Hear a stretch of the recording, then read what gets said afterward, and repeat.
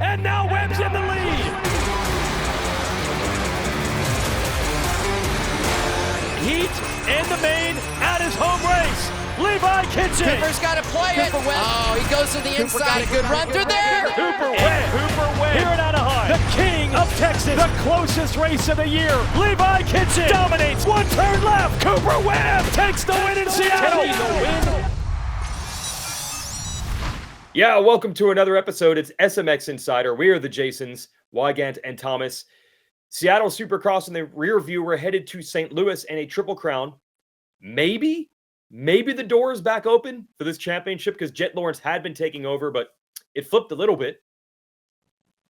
Yeah, I think the momentum may have slowed a bit. And you think about him winning 3 races in a row, it really felt like he was about to run away with his championship. And then, yes, he gave some points back. I think he could have and arguably should have won this race when you look at how fast he was able to go. But in the end, he did not get it done. And the points go from, could have been 24 had he got the job done. Now it goes back down to 16. Yeah, but I'm going to counter and say, I honestly felt like his speed advantage in Seattle might have been more than the races where he just won the previous weekends. It was about a second and a half. You could see it in certain sections, the sand jump, the rhythm lanes that only he was tripling through consistently. So I still chalk it up to, it wasn't a W, but it was in some ways still a W. Yeah, I think he rushed it here. And if you look at the data, he crashes on lap 8 of 24. And you could say he forced the issue there with Webb. And then when you look at the lap times, specifically laps 4, 6, and 7, he was going about 2 seconds a lap faster than the leaders were. So when you start to think about what that looks like, if he's just patient, takes his time, finds a place where there's really no risk to make a pass, you look back and you're like, man, you really didn't have to make that move there. And especially when he didn't really have the angle. He makes contact with Webb's swing arm. There's really no way a pass or even a solid move is going to be made in that scenario. And I think it's something he'll learn from. And I think it just lends to the fact that he has more experience to gain, more situational awareness to pick up on.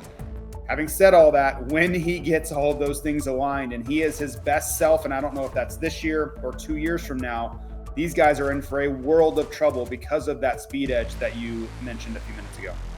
Yeah, maybe the rookie mistakes are still what at least Webb and Sexton in this championship can count on. And it's interesting how quickly that flipped, right? Because we literally brought the king of Supercross, Jeremy McGrath, to Seattle to talk about changing the guard, rookie titles, big win numbers, and all these things that we kind of already assumed are headed Jets' way. So we will talk to Jeremy McGrath about that on this show, and we're going to hit a lot of other topics from Hunter Lawrence getting a heat win despite an injury to Levi Kitchen's dominance in Seattle, and what does that mean going forward for the 250 West campaign, and a lot of other inside data, even a take on the future for Eli Tomac. But first, let's talk to the king of Supercross, me, JT, and Ricky Carmichael. What is it like when someone starts to take over? Well, Jeremy knows. We got to bring you in because there's only 2 riders that have ever won this title as a rookie, you and Ryan Dungey. Jet Lawrence trying to take control of this championship as a rookie, and you can see it building for him. My first question for you is, going into your rookie season, did you feel like that was possible? How many races in did you start to feel like, wait, I might have an edge on the established riders? Well, honestly, I didn't really know if I had a chance. I was saying this story earlier, and it's a good one. When I've got my first full-time 250 contract, I had a top 3 bonus program, right? And this was 93 going into 93, but I'm going to be racing my heroes, right? Yeah. So, guys I looked up to, Bradshaw, Stanton, and I went in and got the bonuses changed from first, 1, 2, 3, and 4. I added 4th because I didn't even know how many podiums I would get. I was like, I don't even know how many podiums I'm going to get. That's wild. So then Orlando comes, I get 4th, I think, or 5th, one of the other 4th, I think maybe, and then Houston was the next week. I finished 5th. I really didn't ride that well, and then Anaheim came, and that's when I won finally. So honestly, even after Anaheim, I was like, I don't know. Oh, really? Maybe okay. This is a dream coming true, but I'm not sure. Is this really supposed to happen? And then came Seattle the next week, got my 2nd win. So it was exciting times, but did I feel like I had a shot at the title the first year? No chance. No chance. So we talk about Jet Lawrence. There's a lot of talk. He's on the cusp of possibly winning it on his rookie season, and everyone's talking about your win record. Right. I don't know that it'll ever be touched. It's a long ways. You ever get tired of listening to people say, You probably got tired of people saying I was going to contend for it, then Bubba going to contend for it. Like, what's your thoughts on the dude? My thought is this. Like, I think it's a little too soon to be talking about the big number. Look, he's got to get to you, the GOAT. He's got to get to Eli. He's got to get to my number 2. It's a long ways away. I think maybe after 3-4 seasons, maybe 30-40 wins, maybe we start talking about it. Yeah. There's a lot to go. Yeah, and as you know more than anyone, you got to stay healthy. Yep. Right? You missed the whole season. Yep. Because you hurt your knee. Yep. And it took that's me part 2 of it. years to get going. Right. I mean, there's a lot of competition out here. We're gonna see what's gonna happen, but what we're watching, he's possible. He can do it. Yeah. Okay. JT, what are you thinking down there as we talk to Jeremy McGrath?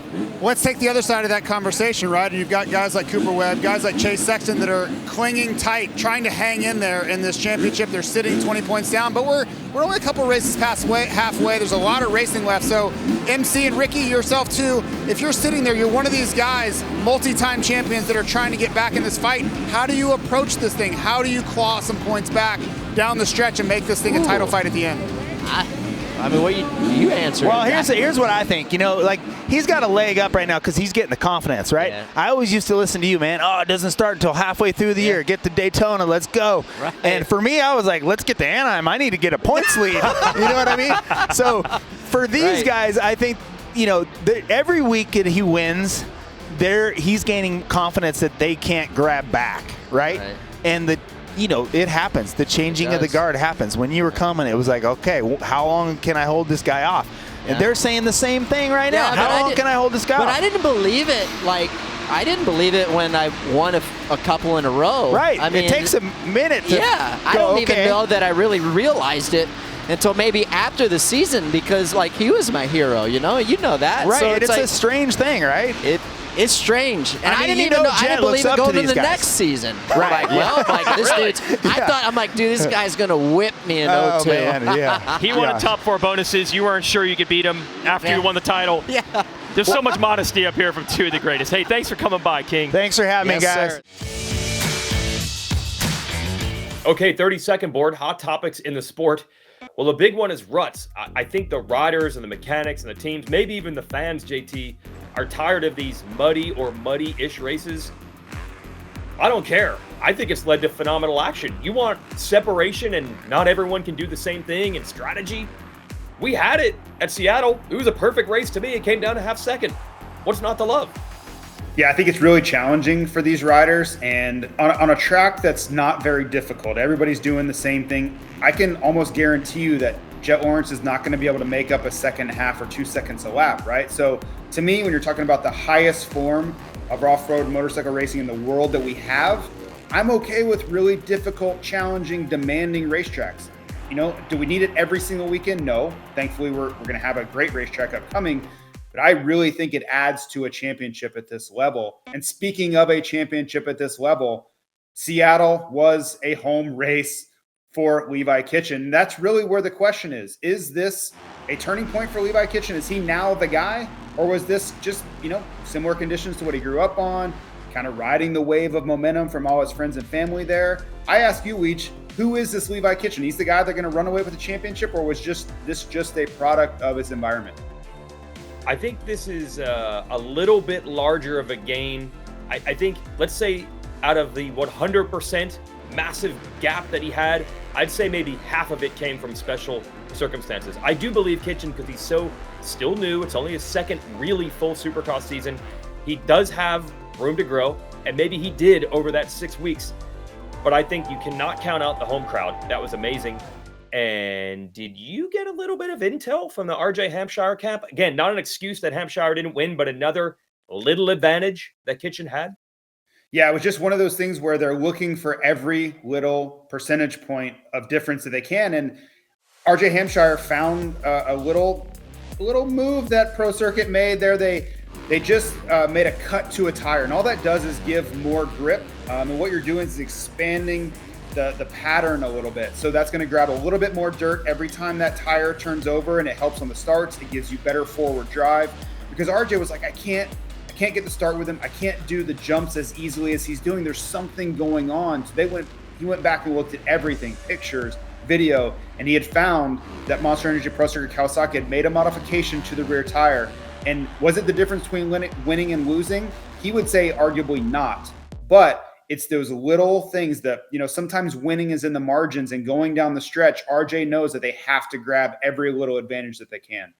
Yeah, so that's it. I don't think that we're in for 21-second victories. I think some of that was Seattle, maybe a little bit the tire. Was Kitchen the best guy? Yes. Could he still be the best guy in the West? Yes. But I don't think by this margin. And if you look at the 250 West points, hey, the second place is fine for RJ Hampshire. He's only 8 down. There's plenty of racing left, even some East-West showdowns. The biggest loser here, unfortunately, is Jordan Smith. I think everybody saw those crashes. He's going to need some luck to get back into this one. So, I think there's plenty still to play for. And although maybe Kitchen has flipped it from the second best guy to RJ, and maybe he's now the best guy, I think it's still a small enough gap where we're into some great racing. So that's 250 West moving forward. Well, they got to be a little scared, I guess, with how good Kitchen was. Let's move to the 450 class from Seattle. It was a battle for the ages, although Cooper Webb has a way of doing this. He never wins races by huge margins. I just want to go to the moment there where Jet's finally, he's not catching them. He's out of it. Too many mistakes, too many errors. And then it comes down to this, Sexton versus Webb. And JT, they both knew how important this win would be. Yeah, when there's wins in the offering like there was this weekend, and they know where kind of Jet's trajectory is headed, they know how good he's gotten and how quickly that's happened, they know they have to win. That 6-point swing between getting first and second is huge when you're getting late into the series here. And you could see it was indicative of their effort. They were both pushing the envelope everywhere on a very tricky racetrack. And they're two veterans, past champions, duking it out. And will they end up winning the championship? Who knows? But when it's nights like this and it's down to the wire, these are the kind of races you look back and sometimes championships are decided. And in battles like this, you're trying to look who has the advantage, why, how, where are they finding time. To me, the sand was really the story. And if you look at the approach that Chase Sexton was making versus Jet Lawrence and Cooper Webb, it kind of changed throughout the night because the line, you see Cooper Webb jumping there, that was clearly the quicker line, but that went away. They were unable to continue doing that. And then Cooper Webb started dropping into this hole where Chase Sexton started doubling into the hole. And what I found so interesting is that Chase in the press conference mentioned that was his edge, jumping into that hole, but he didn't have the benefit of going back and watching the tape. He didn't know those guys were jumping the sand wall yet. So I think when he went back and watched the tape, he'd be like, oh, I was losing tons of time there. But then in the end, he almost made the pass for the lead by going his line. So it's a fluid dynamic, but it speaks to one line can be all the difference in winning and losing in this class. It speaks to why this track was awesome. Yes, at one point, Webb was way better than Sexton in the sand. Then the line to jump on top of that wall went away. And then Sexton actually ended up being better than Webb in the second half. Webb said, I didn't have a plan B. Once the jump line went away, I didn't know what to do. I think that's awesome to have that kind of a chess match at speed between two riders who have won a lot of races. So that was actually pretty cool to watch. And the rhythm sections kind of had their own version of that going. It was really compelling racing. We can look at the points here.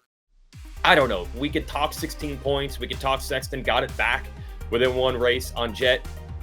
Jeff Emig, former champion of this series, used to say, I'll take momentum over points any day. I feel like they've got to find a way to beat this kid one way or another. The points, it doesn't matter if you're down 6 points, 16, or 66. If you can't beat them consistently, you're in trouble. That's my take when I look at these standings right here. Yeah, they know they still have a problem. For Cooper Webb, he can see Jet Lawrence coming. Chase Sexton could see Jet Lawrence catching both of them. So he reinforced the fact that he could go faster than them. This was not a surprise as he's closing down on them. So yes, I think they're very happy to, Cooper Webb's happy to get the win, but they know the underlying problem is still there. They still need to be faster because there's a lot of racing left and they have a big deficit to make up on a guy that is consistently going much quicker than them week in and week out. And moving into St. Louis, they're going to have to do it over the course of 3 races, right? And you could look at Triple Crowns have been difficult for Jet in the past, but how can you say that anymore after he swept all 3 races in Indianapolis? So yes, I think, there's a chance that maybe things go wrong, but I really think that Jet kind of put the nail in the coffin in Indy on all of that conversation. He did. I think the only thing they can count on now is, look, they're going to have to hope for chaos. They're going to have to hope. Beating him straight up, speed-wise, probably not going to happen.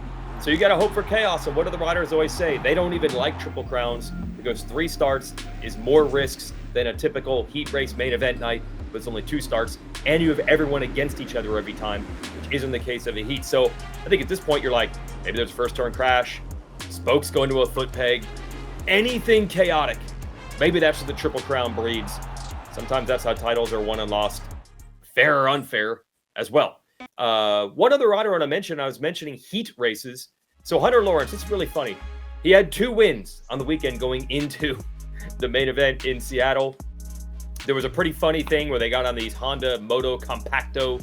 They're suitcase-sized motorized bikes. He beat the Seattle Seahawks mascot. Then he wins his heat race. It looked like he was beaming on the podium when he won this heat race. But then JT, I saw him after the main when he got 7th. No more beaming. Not pumped on the heat.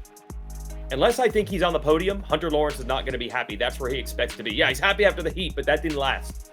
Yeah, I think he knows he's in a process of learning and finding his place amongst the 450 elite. Great. He won a heat race. He beat the likes of Eli Tomac. Ken Roczen had issues. It was a great race for him. I think a great step. But remember, he's racing through an injury. He's not 100%. I would bet he can't train and practice during the week the way he would like to. So it is a rookie season, and all of the issues that typically plague rookies are plaguing Hunter. Inconsistency, bad starts, crashes, injuries. So I do think it was a milestone. Getting that first heat win had to feel good, but then, yeah, a little bit of reality set back in during the main event. But the key thing is that he's healthy, didn't have a setback, and he can go into to St. Louis building from that heat race momentum and just a little bit more confidence. And speaking of confidence, we saw a rider come back to Seattle that we have not seen since Hangtown of 2023 in Michael Mosiman. He joined the Monster Yamaha Star Racing team.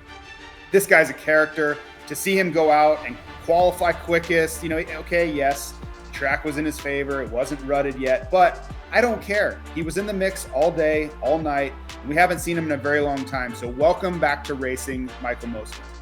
6th place. And when you look at how stacked that 250 Westfield is, he was in a dogfight, a battle the whole time. He didn't drop anchor. Didn't look like he got super duper tired like often would happen, or even arm pump, especially on a track like that. We all know Michael Mosiman can go fast. That's never been the problem. I didn't expect that kind of staying power in his very first race. And now you got to start thinking podium, win before the year is out, because he's in for the rest of these Supercross races and Pro Motocross. Could really be a diamond in the rough. That Star Racing has found bringing Mosiman back into the character part. Yeah, he's something else. I'll just put it that way, fans. It also affects the manufacturer standings. I want to define what this is. We show it at the end of every television show. This is the best 250 and 450 result of each manufacturer at each race combined. And what's funny about that is, so Cooper Webb wins the 450 class, Levi Kitchen wins the 250 class, and that's what results in some of these scores that you're seeing here. This has been around, honestly, I don't even know how long. It's been around a long time, but I don't know the exact year because no one has really paid close attention to the manufacturer points. I think we should, and we could, and it'd add a nice little element to the sport, kind of like you root for your favorite team. Maybe you're a Kawasaki guy or a Honda guy or a Yamaha guy, and that's what you're into. And another championship to talk about is the SMX playoffs. We talk about this every week, JT, now that we have the venues announced. Hey, maybe Michael Mosiman gets hot by the time we get to September. You never know who's going to rally for 3 weekends for the pride, the money, the prize. We're going to be racing September 7th, ZMAX Dragway in Charlotte. And then we're going to go to Texas Motor Speedway, but we've never had a race there the weekend after. And then back to Las Vegas on September 21st. JT, just think of it this way. Hayden Deegan, Joe Shimoda battling for the 250 title last year. Shimoda was hurt at this time last year, and Deegan was like 4 races into his pro career. So it really shows you September is so far off. Who knows what surprises we're in store for? Yeah, it's so far from now, right? The trends that will develop from here, we don't really know who's going to catch fire late. Some riders are going to get injured. Look at Cooper Webb change teams in the middle of all of this. So there's a lot to unfold. So I think the biggest thing now is you just try to rack up points, put yourself in the best position possible. Obviously, you're hoping to qualify and get into those main events. But yeah, once you get in and you're locked in and you have some momentum, everything is in front of you. I want to bring up one extra point here that's dangling in front of the Pro Motocross and the playoffs is the future for Eli Tomac. Now, last year around this time, he said, I will be racing Pro Motocross. Then he got hurt and didn't get to do it. With each subpar, I think is the term I would use, ride for Eli, the vultures start circulating. Is he going to retire? He's a proud champion. He's not winning races. I think you and I are starting to hear the opposite. I don't know about motocross or SMX this year, but we're starting to hear, I think, he might not be thinking about retirement as soon as some people think he might be. Yeah, I think he's coming back. I don't have hard evidence to back that up. I look at the situation, and if you go back to the offseason, I was talking about this.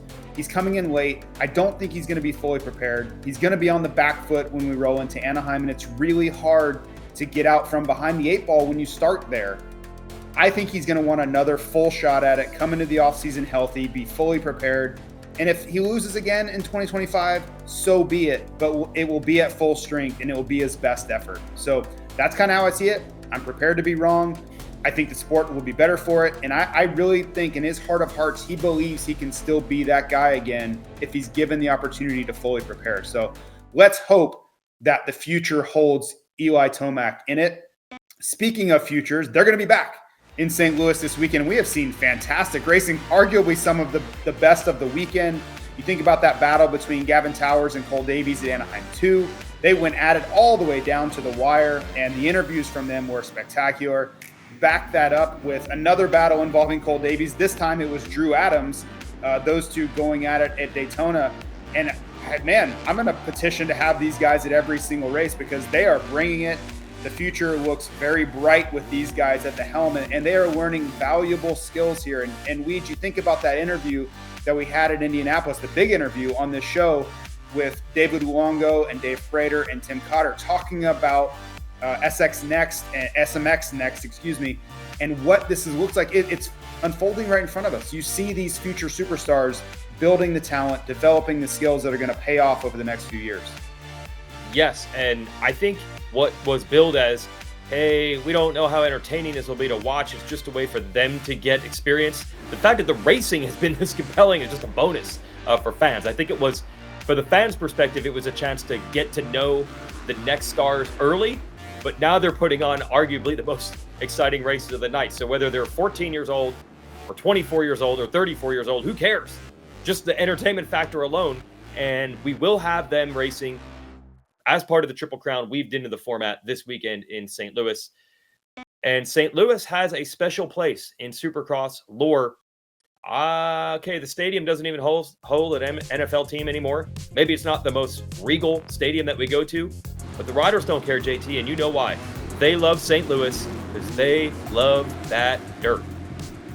Yeah, St. Louis boasts arguably the best dirt of the series. And the reason for that is they love the traction that it offers, similar to Indianapolis, but it doesn't have that deterioration, especially when we get, if this was a February round, you'd see a softer version of St. Louis, but when you get into March, sometimes April, it's a little bit firmer, but it retains that traction level that all these guys are looking for. They can be really aggressive. They can use a more aggressive tire here.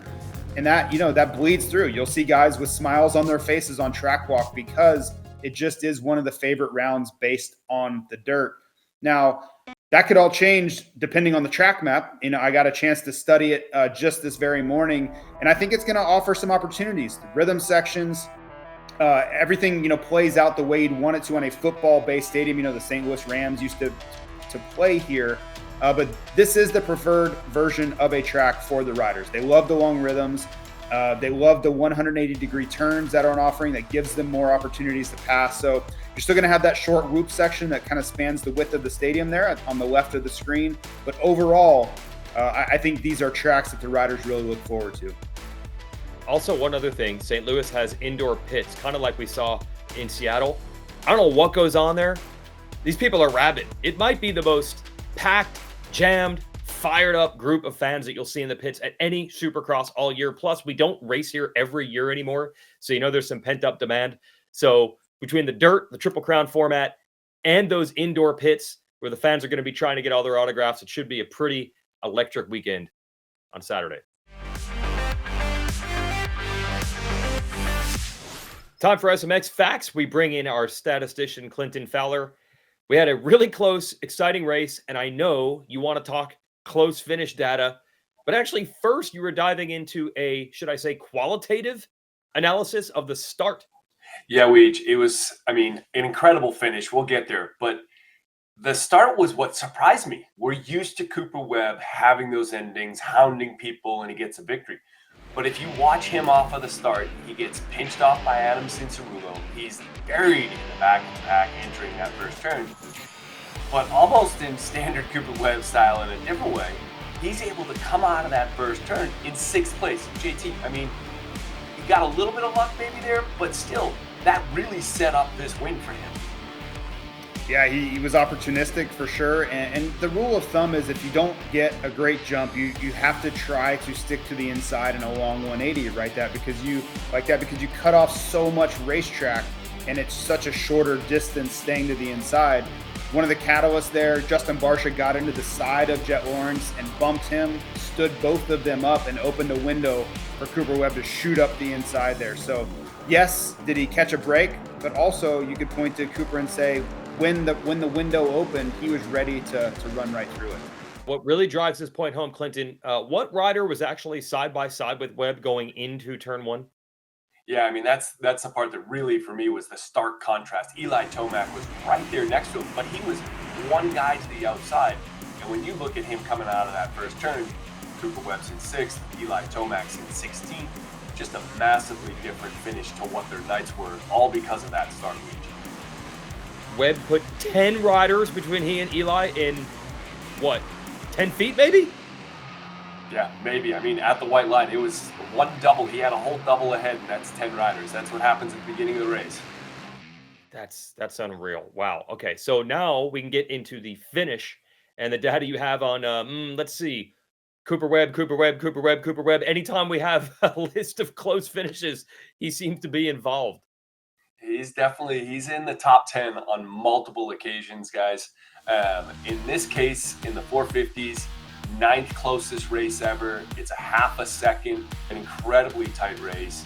JT, he obviously, as he said on the podium, he was riding with arm pump. That's a difficult race and a difficult track to survive with arm pump and still come away with that close of a victory. Yeah, and Ricky Carmichael did a great job of pointing that out. And what he was seeing was, I like to say it as the motorcycle was riding Cooper Webb instead of Cooper Webb riding the motorcycle. He's just kind of off the back foot. He's not really aggressive, and it's kind of a body language. It's subtle, but it was there. And Ricky did a great job of letting people know that he might be dealing with some arm pump. And to your point, Clinton, on the close finishes, keep in mind the last 2 corners, the only thing really separating those two was that Cooper Webb was on the inside. If Chase Sexton was on the inside of either of those 2 corners, he probably wins. So I don't know how you can get much closer in theory than those 2 were. Really, it was just kind of track positioning and who had the inside, not really who was in front of the other. But what's interesting is on the same night we had this super close finish, we also had this massive gap in the 250s. We talked about Levi Kitchen earlier in our show, Clinton, but what do you have in the data for this big margin for Levi? Yeah, incredible victory by Levi Kitchen. The last time we've seen somebody win by 20 plus seconds was 38 rounds ago, over 2 years ago. It was at Anaheim 3 in 2022.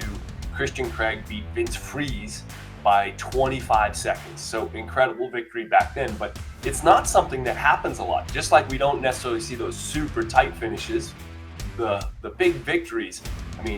Levi Kitchen winning by an average of 1.2 seconds a lap faster than the next best person. It's just unheard of. JT, I'm sure you guys have talked a little bit about this, but you got to assume he's the title favorite now with a victory like that. Yeah, I'm going to try to not read too much into it because it was such an outlier event. I don't think in St. Louis he'll be 1.2 seconds quicker.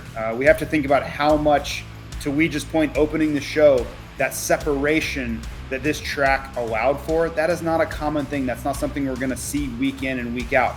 Doesn't mean Kitchen can't be your champion, but I think to do it, he's going to have to win by being a little bit quicker, having better starts, being the more consistent guy. I just don't think you're going to see these big wins like that moving forward. All right, the real number that will matter is if he can turn this momentum into another win, another number one, the Triple Crown in St. Louis. We'll see. Thanks for the information, Clinton. See you there. Thanks, guys. Okay, we're going to wrap this show up and head to St. Louis. Again, Triple Crown format. That means that the last chance qualifiers will take place as part of Race Day Live, our qualifying show. And that starts at 1:30 Eastern, of course, on Peacock and the SMX Video Pass outside the United States. And they're the same hosts for the racing that begins at 7 Eastern from St. Louis.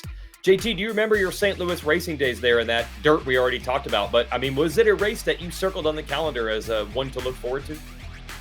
Not really circled.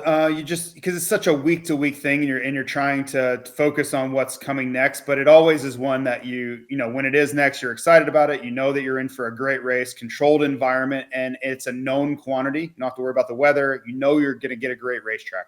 Okay, yeah, that's what we're in for this weekend. We know we're going to get a great racetrack. The riders and mechanics been dealing with these muddy-ish conditions.